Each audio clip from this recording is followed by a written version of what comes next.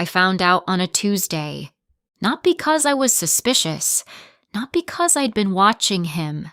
I found out because our joint checking account sent me an automatic alert at 6:47 in the morning, and the number on my screen didn't match anything I recognized. $214,000 gone. People online might call this a karma revenge story, but it doesn't start with a gut feeling or a confrontation.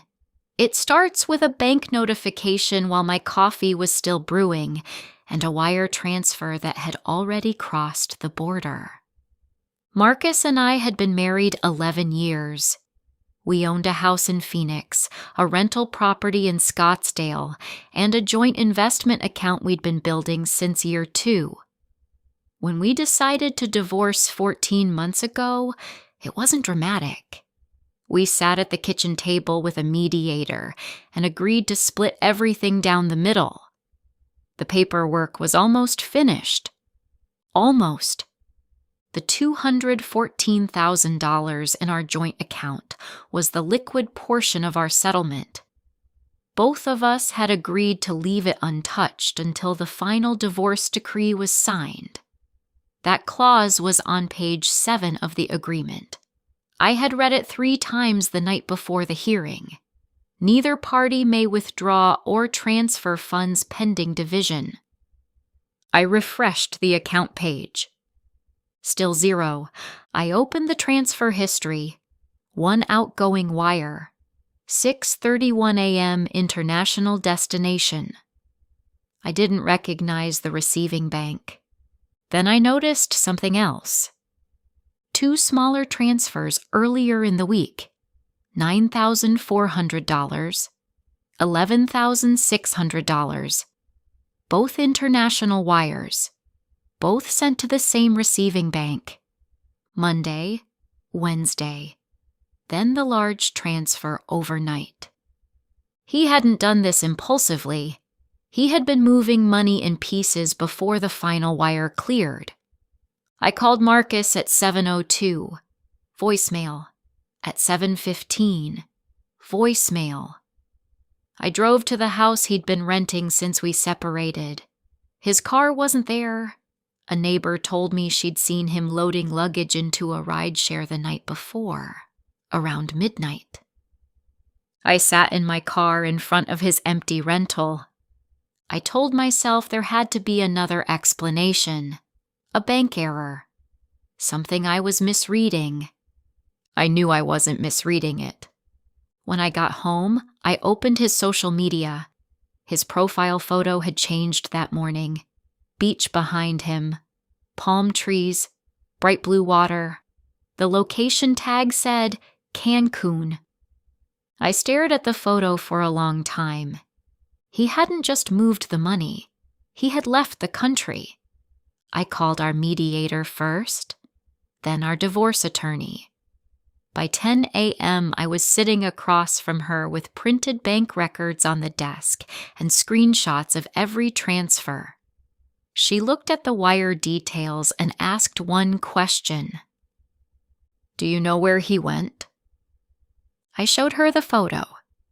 She didn't say anything for a moment. Then she pulled up the settlement document.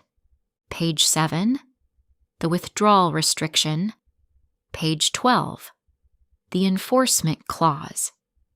Because the wire had passed through a U.S. clearing bank before reaching Mexico, federal enforcement could apply. A wire transfer executed in violation of an active court-supervised divorce agreement isn't just a civil matter, it's federal. My attorney made that call while I was still sitting in her office. I went home and did something that felt almost ordinary. I made dinner. I fed the dog. I sat at the kitchen table and documented everything. Account numbers, balances, transfer records, timestamps. Then I pulled up the county assessor's website and searched the Scottsdale rental address. Both our names were still on the title. I checked the Phoenix house next, the one we'd agreed I would keep. Both names still on that deed. The settlement hadn't finalized. Nothing had transferred yet. Then I opened the investment account portal. He hadn't touched it. $188,000 still there. He took the liquid cash and left everything else. Either he didn't know the investment account existed under a separate login, or he moved too fast to reach it. I sat very still for a moment. Then I started screenshotting everything. He moved fast. He planned it, at least partially. He knew the settlement was almost final. He knew the liquid account was the easiest thing to take. He knew I wouldn't discover it until morning. What he didn't account for was that the wire still passed through U.S. jurisdiction. The clearing bank was domestic. The court order was active. I called the county recorder's office about the Scottsdale rental that same evening. I had my name added as primary contact with full signature authority. The next rental deposit went into an account he couldn't touch. 4 days later, my attorney called. Marcus was in Cancun. He'd used his real passport. He'd flown commercial with a layover in Mexico City, where he'd routed the wire. The United States and Mexico have had an extradition treaty since 1978. Wire fraud involving funds under active federal court supervision met the threshold. My attorney said it quietly. They found him. The $214,000 was partially recoverable. The receiving account in Mexico City was flagged within 72 hours. International banking cooperation for fraud cases moves faster than most people expect when federal agencies are involved. Approximately $190,000 was frozen before it could be moved again. The remaining balance was offset during the final settlement, pulled directly from his share of the investment account. Marcus returned to the United States, not voluntarily. The Phoenix house finalized in my name. The Scottsdale rental, the property he left behind assuming he'd deal with it from a beach somewhere, was sold during proceedings. My share of that sale covered my legal fees with $31,000 remaining. I didn't attend any of the hearings. I went to work. I walked the dog. I paid my bills.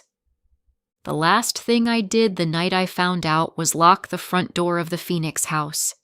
The deed still had my name on it. It still does. He moved fast. He planned it.